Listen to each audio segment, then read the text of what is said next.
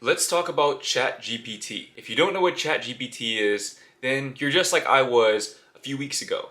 Okay, I'm not gonna lie, I wasn't just sleeping on ChatGPT, I was in hibernation, full on hibernation mode, but now I am officially awake. And I understand that this will have absolutely insane implications on the evolution of our species. But again, what is ChatGPT? To make it simple, ChatGPT is an artificial intelligence platform which enables you to find information from the furthest corners of the internet within seconds. And not only can you find and extract this information, but you can also turn this information into products which will allow you to make a profit. For example, ChatGPT, in a matter of 10 to 15 seconds, can craft an entire marketing plan for you.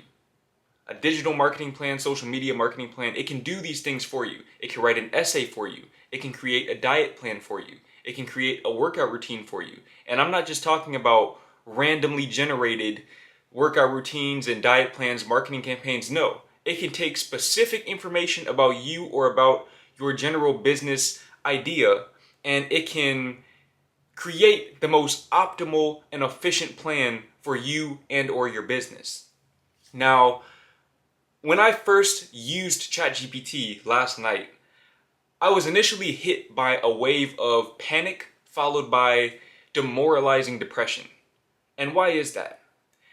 I realized that with the advent of ChatGPT, and not just ChatGPT, but artificial intelligence as a whole, especially artificial intelligence, which is this intelligent and understands context this well, I realized that a lot of people are going to be out of a job much sooner than they think.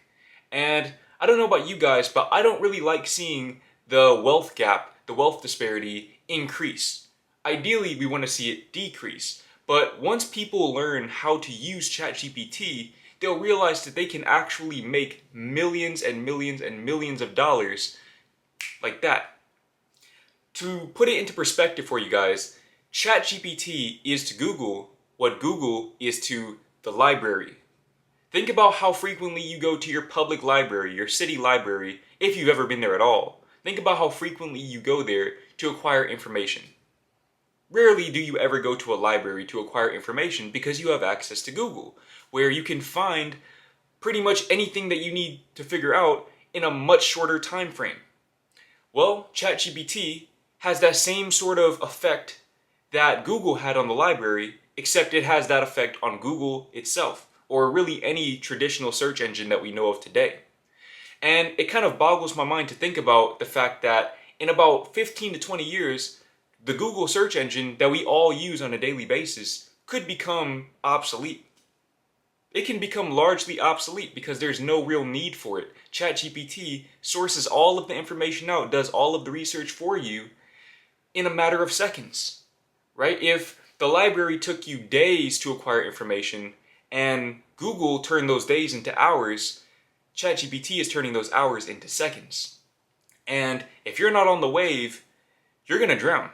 You will drown and you will be out of a job, you will be in poverty. And I don't want to see that happen to anybody, but unfortunately I don't really think that that's within my personal control. What I can tell you, however, is how this is going to affect human evolution. How will the AI revolution affect human evolution? Well, the answer is pretty simple. It's going to force us to be more intuitive. Now, it's important that you understand that there are two types of people in this world. There are the people who are meant to expand the boundaries of humanity, and there are the people who are meant to uphold the boundaries of humanity. Now, the people who are meant to expand the boundaries of humanity are generally the innovators, the inventors, and the intuitives. Okay, notice, intuition. It's very, very important. Keep that in mind. The people who are meant to uphold the boundaries of humanity are generally in the more logic-oriented spaces. They tend to work with analytics, and they work with the data that we already have. For example, any business which doesn't make use of social media and Google and the internet in general will not be in business for very long. Okay, unless the business has already been established for centuries, the business will not be in business for very long.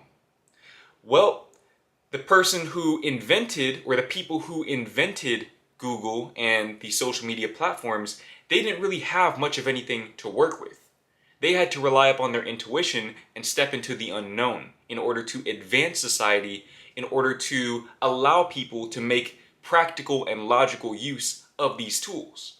The fact that I'm able to make this video and post it online and generate income from this is logical right now, but before the advent of YouTube, this was completely illogical until somebody expanded that boundary. The caveat is that the people who are primarily analytical and logical, who operate in those spaces, which I'd reckon account for the vast majority of society, by the way, they're going to become largely obsolete because of AI.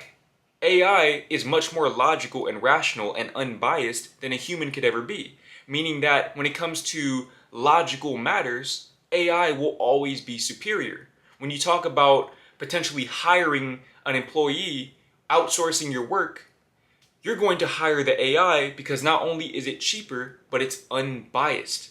It will give you information from a space of complete and utter neutrality, which humans are largely incapable of doing. Now, what does this mean for that vast majority who operate in that space? The upholders of humanity.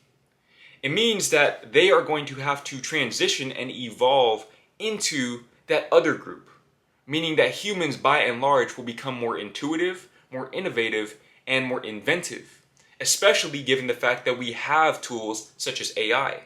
So while this may potentially have drastic and detrimental economic implications for the vast majority of people, when you talk about the wealth divide, the middle class, these things may become obsolete in the short term, but in the long term, it will be beneficial for human evolution.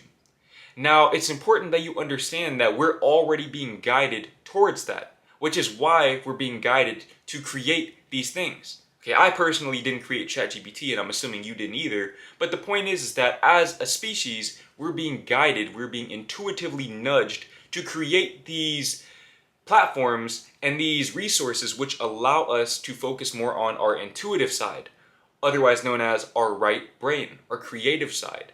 One thing that I've noticed is that while ChatGPT is capable of creating more creative things, for example, artwork and poetry, it can write songs, things of that nature, it can't do it in the way that a human can because these things are largely intuitive.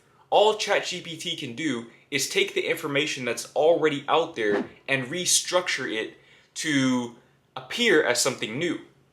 Humans, on the other hand, have the ability to tap into our intuition where we can truly bring something new into this world. And that's what sets humans apart from AI. But a lot of humans don't lean into this because they operate from a fear and scarcity mindset, and this is something that humans as a whole are going to have to abandon, they're going to have to relinquish if they want to be a part of this new wave of evolution. Now, I'm not saying that this is going to happen within my lifetime or even the next lifetime.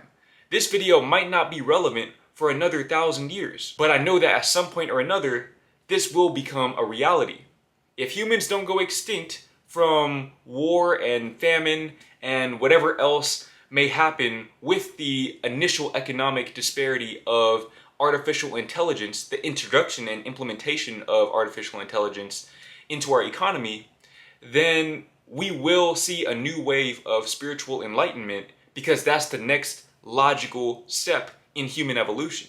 If we no longer have a need to be logical and analytical because that artificial intelligence can do that for us, then we're going to lean into what we do need, which is spiritual enlightenment.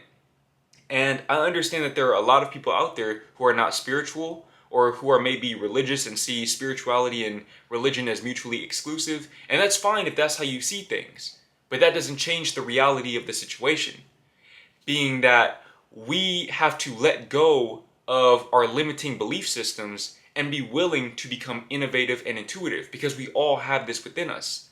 But a lot of people, they're simply afraid to let go of whatever semblance of stability they've established in their lives. But I'm here to tell you that artificial intelligence is taking that away from you whether you like it or not. You think that your job is stable, but once your employer finds out that they can employ ChatGPT for $20 a month and it can do your job, a job that might take you hours or days or even weeks in a matter of seconds, you won't be there for long. I can assure you of that. You will not be there for long unless there's government mandates which require employers to have certain amounts of employees on their payroll or things of that nature, which I highly, highly doubt, specifically in America where I live. You're gonna have to learn to tap into your intuition and begin to use ChatGPT as a resource. You're gonna have to learn to employ ChatGPT so that it doesn't put you into unemployment. We're gonna see a whole new wave of entrepreneurship and, to my point earlier, innovation, inventiveness, and intuition. People are going to learn to tap into that invisible force that lives within them that guides them into the unknown.